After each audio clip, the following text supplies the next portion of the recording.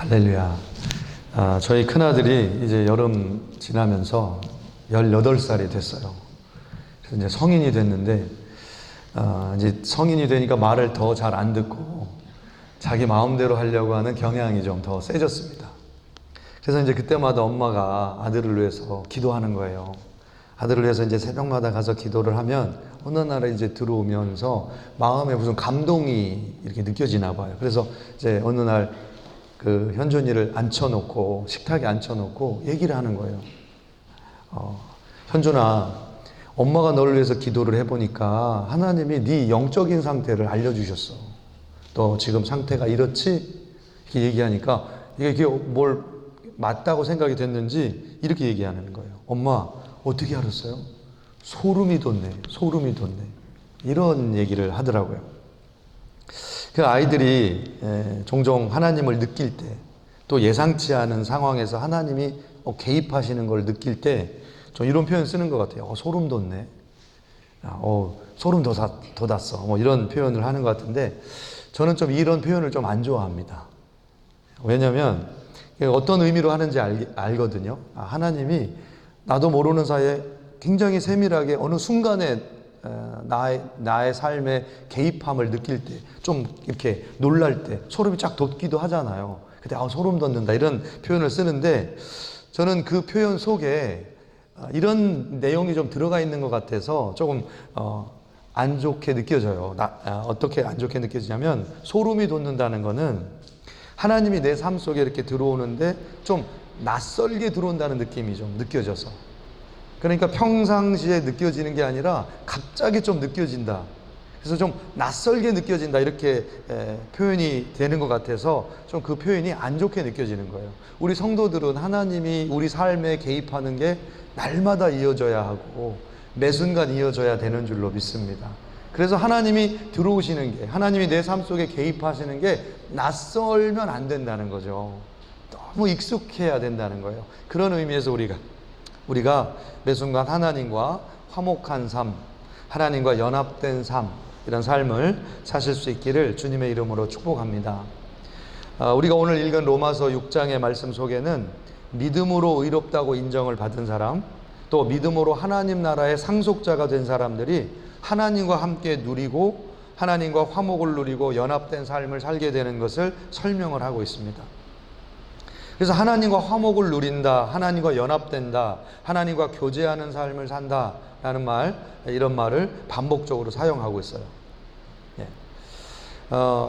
참 우리가 하나님과 연합돼서 살고 매 순간 하나님과 교제하면서 살아야 되는 거 우리는 다 아는데, 참 세상 삶을 한 주간 살다 보면 세상 속에서 한 주간도 치열하게 세상 사람들과 부딪히면서 이 세상의 그런 경쟁 사회 속에서 막 부딪히고 살다 보면 이 하나님과 연합하면서 사는 삶이 아니라 세상과 어느덧 연합되어 있는 듯한 느낌을 받죠. 우리가 세상의 삶에 찌들어 있는 그런 느낌을 많이 받고, 막 그 세상 사람들과 이 얽힌 그런 느낌을 우리가 강하게 받을 때가 있습니다. 이렇게 세상에 막 찌들어 살다가 어느 순간 하나님이 나한테 훅 들어오시는 것 같으면 소름이 확 돋는 거죠. 하나님 살아계시는구나. 하나님 내가 잊고 있었구나. 이런 느낌이 드는 거예요. 사랑하는 성도님 여러분, 이렇게 하나님을 낯설게 가끔씩 만나는 삶이 아니라 매 순간 하나님과 연합하시는, 매 순간 하나님과 동행하시는 저와 여러분들 되시기를 주님의 이름으로 축복합니다. 자, 그런데 왜 그렇게 우리는 이렇게 하나님과 연합되기가 어렵고 하나님과 친밀함을 그렇게 누리지 못하게 되는 것일까? 오늘 말씀을 통해서 우리가 어떻게 하면 하나님과 친밀한 삶을 매 순간 느끼면서 하나님과 연합된 삶을 살 수 있는가? 우리가 오늘 두 가지로 함께 살펴보도록 그렇게 하겠습니다. 할렐루야. 두 가지라고 얘기하시면 우리 좋아하시는 분 계세요. 그렇지만 내용 분량은 똑같습니다. 자, 로마서 6장 말씀을 통해서 우리가 하나님과 어떻게 화목되고 연합된 삶을 살 수 있는지 같이 살펴볼 텐데요. 첫 번째로, 하나님과 화목된 성도는 그리스도 예수와 합하여 함께 죽는 삶을 통하여 하나님과 연합된다, 이렇게 말씀하고 있습니다. 그리스도 예수와 합하여 함께 죽는 삶, 그게 연합되는 삶이다, 이렇게 설명하고 있습니다. 6장 3절 말씀에 이렇게 기록하고 있는데요. 무릇 그리스도 예수와 합하여 세례를 받은 우리는 그의 죽으심과 합하여 세례를 받은 줄을 알지 못하느냐. 자, 우리가 예수님을 믿으면 세례를 다 받지 않습니까? 그러니까 세례 받는다는 것은 무슨 뜻이냐? 예수님과 합하여 함께 죽는, 예수님과 함께 죽음으로 연합하는 것이다. 이걸 보여주는 것이 세례라는 겁니다. 그래서 우리가 예수 믿는다는 것, 그것은 바로 예수님의 죽음과 연합하는 것이다. 이렇게 설명하고 있는 거예요. 그게 예수님과 친밀하게 교제하는 것이다. 이렇게 설명을 하는 거죠. 좀 여러분 두렵게 느껴지실 수 있는데 오늘 말씀 속에서 좀 쉽게 얘기해 보면 이렇습니다. 자, 예수님과 교제한다는 거, 예수님과 연합한다는 거는 먼저 예수님의 죽으심을 우리가 알고 그 의미와 교제해야 된다는 거예요. 6장 3절 말씀에 그리스도 예수와 합하여 세례를 받는다라고 이 번역된 부분, 그리고 죽으심과 합하여 세례를 받다라고 번역된 이 표현이 나오는데, 이 표현은 헬라어로 번역이 적절하게 번역된 표현이 아닙니다. 좀 더 적절하게 표현한, 헬라어 원어적으로 좀 적절하게 표현한 번역본이 ESV, English Standard Version, 영어 표현에 이렇게 돼 있어요. We have been baptized into Christ Jesus. We were baptized into His death. 그러니까 우리가 하나님과 합하여, 그리스도와 합하여 세례를 받았다. 우리가 그리스도와 합하여 죽으심과 합하여 세례를 받는다. 요 얘기를 헬라어 원어적인 표현으로는 예수님 속으로 들어가서 세례를 받는다, 이런 의미라는 거예요. 예수님의 죽음 속으로 들어가서 세례를 받는다라는 의미라는 겁니다. 자, 사랑하는 성도님 여러분, 우리가 예수님하고 연합하고 예수님하고 교제한다는 것은 예수님 속으로 들어가서 교제한다는 뜻이에요. 예수님의 죽으심 속으로 들어가서 교제한다라는 의미라는 거죠. 자, 그러니까 여러분, 우리 성도님들이 예수님과 교제하기 위해서는 예수님의 죽음 속으로 들어가라는 거예요. 예수님 속으로 들어가라는 겁니다. 근데 우리 인간은 본성적으로 죽는 것이 죽기보다 싫어요. 죽는 게 죽기보다 싫어서 예수님하고 예수님의 죽음 속으로 들어간다. 예수님하고 교제하고 연합하려면 예수님의 죽음 속으로 들어가야 된다. 못 들어가요. 그러니까 교제하기가 너무 힘든 거예요, 예수님하고. 예수님이 오시자마자 소름이 돋는 이유가 그거예요. 예수님이 같이 죽자 그러시거든요. 예수님이 오시면 소름이 확 돋아요. 안 죽고 싶어서. 교제가 끊어져요. 근데 예수님을 우리가 깊이 교제하기 위해서는 예수님 속으로 들어가야 된다는 거예요. 여러분, 예수님의 제자들도 다 이랬어요. 예수님이 가까이 들어오시면, 예수님께서 가까이 다가오시면 소름이 돋는 그런 예수님의 제자들의 모습이 마태복음 8장 23절에 기록되어 있습니다. 예수님께서 갈릴리 사역을 하시다가 건너편 가다라 지방으로 건너가실 때 그 갈릴리 호수 한가운데서 폭풍을 만납니다. 폭풍을 만나니까 제자들이 두려워서 떨면서 예수님을 깨우는 거예요. 예수님은 주무시고 계셔서. 우리를 구원하소서, 우리가 죽겠나이다. 그랬더니 예수님께서 바람과 파도를 꾸짖으시니까 잠잠해졌습니다. 그 잠잠한 사건을 보고 예수님의 제자들이 뭐라고 고백을 했냐면 이렇게 돼 있어요. 그 사람들이 놀랍게 여겨 이르되 이가 어떤 사람이기에 바람과 파도도 순종하는가. 이가 어떤 이기에? 이가 누구예요? 지금까지 주님이라고 불렀던 예수님. 이가 도대체 누구예요, 도대체? 그 마태복음에는 이 사람들이 놀랍게 여겨 이렇게 설명이 되어 있는데, 마가복음에는 그들이 심히 두려워 서로 말하되, 이걸 두 개를 합쳐서 누가복음에는 그들이 두려워 놀랍게 여겨 서로 말하되. 그러니까 이 제자들이 너무너무 두렵고 놀라서 주님이라고 불렀던 예수님한테 이 사람이 도대체 누구냐, 이렇게 얘기했다는 거예요. 그러니까 제자들이 바람과 파도를 잠잠케 하신 예수님을 바라보면서 소름이 돋은 겁니다. 도대체 이가 누구냐? 그 예수가 바로 너를 구원한 바로 그 구세주 예수라는 사실을 깨닫지 못하는 거죠.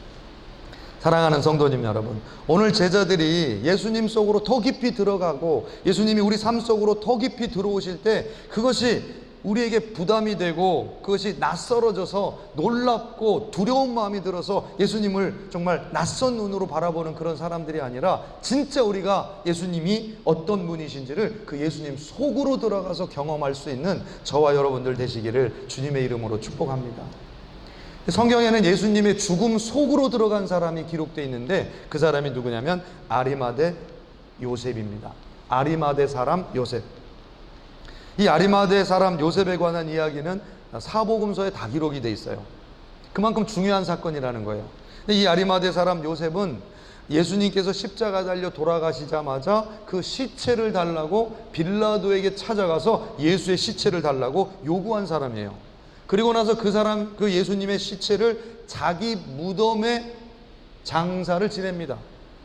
그러니까 그때 당시에 예수님이 십자가 달려 돌아가셨다라고 하는 사실, 예수님이 로마 군병에 의해서 로마인들의 정치범으로 몰려서 생명을 잃고 죽임을 당하시는 그 장면에 모든 제자들이 떠나요. 죽을까봐, 예수와 함께 죽을까봐 다 도망갔어요.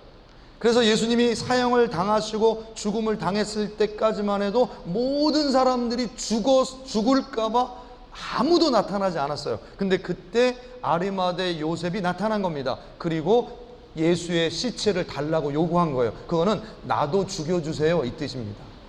나도 죽여주세요. 죽이려면 나도 죽이세요. 내가 예수의 제자입니다 이 뜻이에요. 근데 그것도 공식화 시켜가지고 그 예수의 시체를 어디에다가 장사를 지내느냐, 남몰래 뒷산에다가 몰래 장사 지낸 게 아니라 공공연하게 내 무덤이라고, 우리 가족들의 무덤이라고 새로 파서 마련해 놓은 아리마대 사람의 요셉의 무덤이라고 모든 사람들이 공식적으로 알고 있는 그 무덤에다가 장사를 지냈어요. 나중에라도 생각나면 나 죽이라는 겁니다. 나중에라도 범인을 찾고 싶으면 그때 그 무덤에다 안장한 사람이 나니까 그 무덤 주인을 찾으면 나를 찾을 수 있다는 거예요. 나를 공식적으로 죽여도 좋다는 겁니다. 그리고 그 예수님의 시체를 요구했어요. 이 아리마대 사람 요셉은 그 마가복음 15장에 보면 그 예수님의 시체를 요구할 때 어떻게 요구했느냐, 이렇게 됐습니다. 당돌이 빌라도에게 들어가 예수의 시체를 달라 했다. 당돌이 빌라도에게 들어가 예수의 시체를 달라 했다. 이 말은 예수 그리스도의 죽음 속으로 당돌하게 들어갔다는 뜻이에요.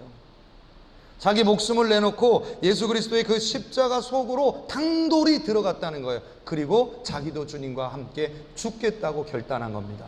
그래서 요한복음에서는 이 아리마대 사람 요셉을 예수님의 제자였다 이렇게 표현하고 있어요. 아리마대 요셉이 예전에는 이 예수님이 제자 된 것을 숨겼었는데 예수님이 돌아가시는 그 순간 아리마대 요셉이 나도 예수님의 제자라고 자기를 드러내고 시체를 요구했다는 거예요. 이 사람은 예수님의 제자였다 이렇게 설명하고 있어요. 여러분, 사랑하는 성도님 여러분, 우리가 예수 믿는 게 무서워가지고 나 예수 안 믿습니다. 마음속으로는 믿는데 나 예수 믿는 표현을 안 하고 예수님 믿는 그런 어떤 뭐랄까요, 내색을 안 하고 있다. 그러면 내가 숨었다고 생각해요. 내가 숨었다고. 자, 그런데 성경은요 정말 이상해요. 아리마대 요셉이 예수님의 제자라는 사실을 숨겼다라고 하는 기록은 사복음서예요. 그 이전에 한 번도 기록이 되어 있지 않아요. 예수님이 죽은 사건 이전에는. 근데 아리마대 요셉이 예수님의 시체를 달라고 했던 그 순간에 아리마대 요셉은 제자다라고 묘사가 돼 있어요. 자, 그러니까 하나님의 눈으로 볼 때 내가 예수님 안 믿는다고, 내가 예수님 믿는 표현을 안 하고 뒤로 물러서면 내가 숨은 것 같은데, 아니, 성경은 하나님 앞에 네가 숨겨졌다, 네가 관심 밖에 있다, 이렇게 성경은 고발하고 있다는 거예요. 네가 숨은 게 아니라 네가 관심 밖으로 버려져 있는 상태다. 성경이 그렇게 선언을 하고 있다고요. 그리고 내가 예수 그리스도의 제자입니다 라고 드러낼 때 마침내 하나님의 시야에 들어온다는 거예요. 네가 예수님의 제자구나, 이렇게 들어온다는 거예요. 사랑하는 성도님 여러분, 제가 지난 주간에 삶 속에서 아주 작은 일이지만 삶 속에서 내가 십자가 속으로 들어간다, 예수님의 죽음 속으로 들어간다 라고 하는 경험을 아주 조금 좀 느낀 그런 사건이 있었습니다. 여러분 이해를 돕기 위해서 잠깐 소개를 하도록 하겠습니다. 은혜만 받으시기 바라고요. 제가 지난 목요일 밤에 기도하러 이제 딱 교회에 왔는데, 교회 앞에 어떤 청년이 우리 교회가 이제 더 블레싱을 하니까 청년들이 이제 막 온다는 소리를 들었는지 어쨌는지, 제가 농담이에요, 이 부분은. 근데 이분이 술을 잔뜩 잡수시고 밤에 요 계단, 현관 계단에 머리를 딱 대시고 주무시고 계시는 거예요, 한밤중에. 근데 이제 배 속에 있어야 될 음식물이 이제 밖으로 조금씩 나오시는 거죠, 이분이. 죄송합니다. 리얼하게 표현해서. 근데 이분이 이제 누워서 계시는데, 제가 좀 깨워가지고 그거 좀 치우고 가시라고 이렇게 좀 할까 하다가, 그 사람이 이제 술이 취했기 때문에 제정신이 아니고 괜히 깨웠다가 이 좀 돌발 상황이 일어날까봐 제가 그냥 내버려 두고 이제 기도하러 올라갔습니다. 올라가고 이제 문 잠그고 올라갔는데, 기도가 다 끝나고 이제 새벽 기도 운행을 하려고 딱 내려왔는데 이 사람이 없어진 거예요. 없어졌는데, 그냥 없어졌으면 감사한데 안에 있던 모든 것을 쏟아내시고 없어지신 거예요. 그러니까 앞으로도 쏟으시고 뒤로도 또 쏟으셨더라고요, 이분이. 아주 푸짐하게. 상황 이해 가세요? 그래서 저는 이제 새벽 기도 운행을 가야 되는데 상황은 너무 비참하고 처참한 거예요. 제가 이 상황 속에서 이거 어떻게 하지 하다가 이제 시간이 없어서 교회에 있는 신문지를 다 덮어놓고 일단 갔다가 이제 운행을 마치고 돌아왔는데 마침 아무도 안 오셨더라고요. 그래서 이제 고민을 했어요. 이거 이제 아침 지나면 이 교회, 우리 교회도 아니고 이거 우리가 빌려 쓰는 교회고, 이 교회 유니온 교회에 그 제니터가 다 있으니까, 다 청소하는 사람이 있으니까 알아서 청소할 텐데, 내가 신문지로 덮어놨으니까 성도님들은 모를 테고 그냥 새벽기도 끝나고 가자, 이 마음이 주로 제 마음에 있었고요. 올라오는데 왠지 주님께서 뭔가 그걸 바라보라는 음성을 자꾸 주시는 것 같아요, 마음속에. 그래서 바라보는데 저희 집사람은 막 기겁을 하고 이 냄새를 너무너무 냄새난다고 막 올라와서 도망온 거예요. 그래서 제 성령님께서 무슨 마음을 자꾸 주시냐면, 너 하나님 성전 사랑한다고 맨날 와서 기도하지? 하나님 사랑한다며, 예수님 사랑한다며, 이거 누구한테 맡기고 싶니? 너 이거 오물덩어리 조금 이거 치우는 거 그거 더러워서 회피하려고 그래? 이런 마음을 자꾸 주시는 거예요, 불편하게. 그럴 때는 어떻게 해야 돼요? 일단은 눈을 감고 이제 해야 돼요. 그래서 이제 신문지 덮어놨던 거를 잘 싸가지고 이렇게 물컹물컹한 거를 이렇게 집어가지고 오늘 식사약이 줄을 것 같아요. 그래서 이제 잘 치웠어요. 잘 치웠는데 너무 신기한 게요, 아무 냄새를 못 맡았어요, 제가. 아무 냄새를. 정말 너무나 푸짐하게 해놓으셨는데 아무 냄새도 못 맡았어요. 앞에 것과 뒤에 것을 다 해놓으셨는데 아무 냄새를 못 맡았어요. 단지 물컹하는 그 느낌만 얻었는데, 제가 이렇게 다 치우고 나서 이렇게 올라왔더니 저희 집사람한테 그 얘기를 했어요. 너무 치웠는데 그 순간에 나도 모르는 행복감이 마음에 꽉 차오르는 거예요. 나도 모르는 행복감이. 여러분 경험해 보셨어요? 그 물컹한 느낌. 근데 아무 냄새도 안 나요. 와, 너무 신기하더라고요. 아무 냄새를 못 맡았어요. 지금도 아무 냄새가 생각이 안 나요. 아무 냄새가 없어요. 그래서 저희 집사람한테 얘기를 했더니 내 옆에 오지 말라고. 절대 내 옆에 오지 말라고. 그러면서 지금 부부 사이가 지금 굉장히 멀어졌는데, 예. 사랑하는 성도님 여러분, 예수님과 우리가 왜 살아있는 교제, 연합된 교제 속으로 못 들어가느냐? 예수님이 다가오시면 소름이 돋아서 그래요. 예수님이 가까이 오시면 낯설어서 그래요. 아니요, 낯설게 생각하지 마세요. 그냥 들어가세요. 그 십자가 속으로, 주님 죽으신 그 죽음 속으로.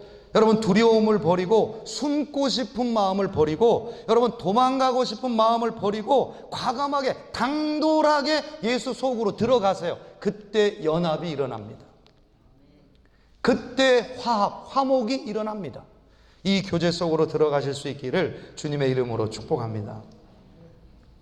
두 번째로 예수님과 연합하고 예수님과 교제한다는 것은 예수님과 합하여 함께 부활한다라는 것을 의미한다고 설명하고 있습니다.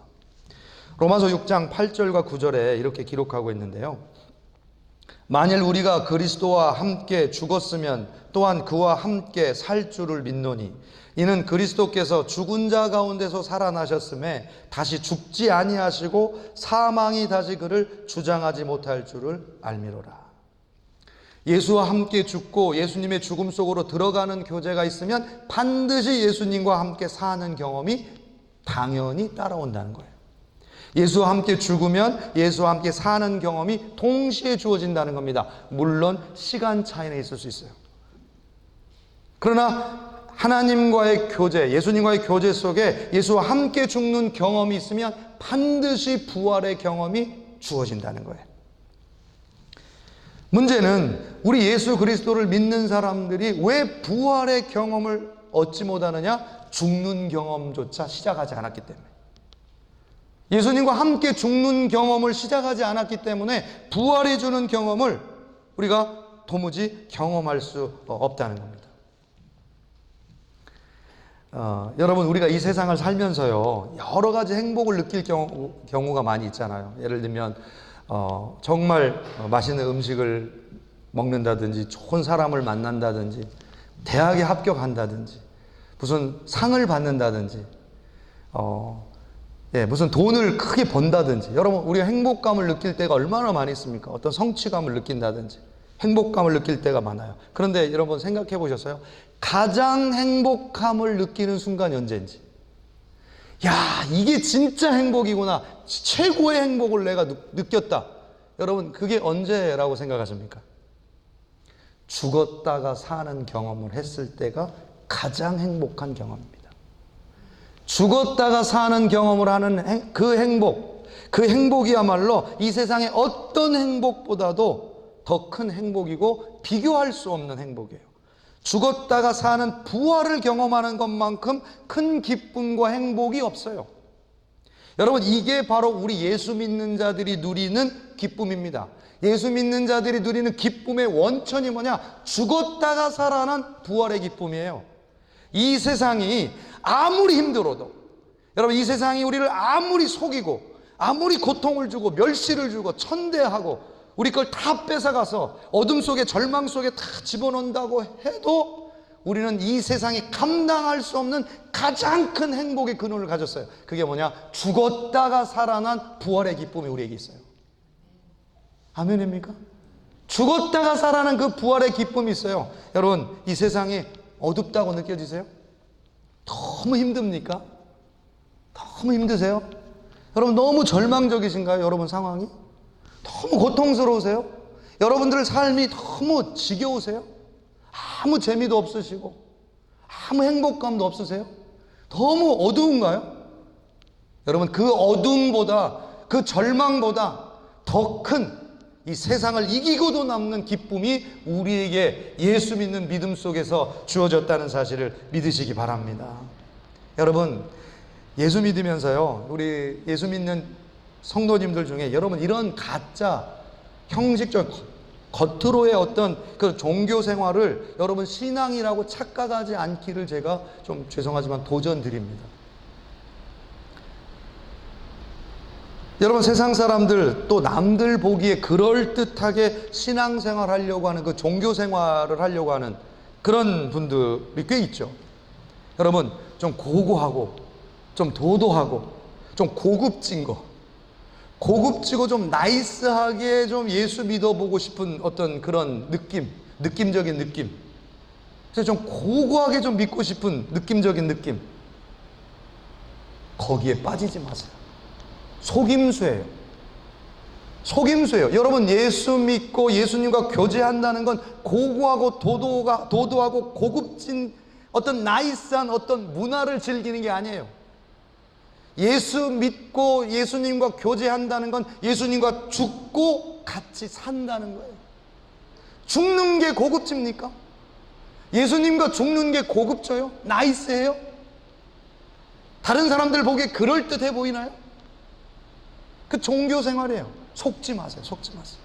예수님과 함께 부활을 경험하지 않은 그럴듯해 보이는 행복, 그럴듯해 보이는 어떤 만족, 신기루입니다. 신기루.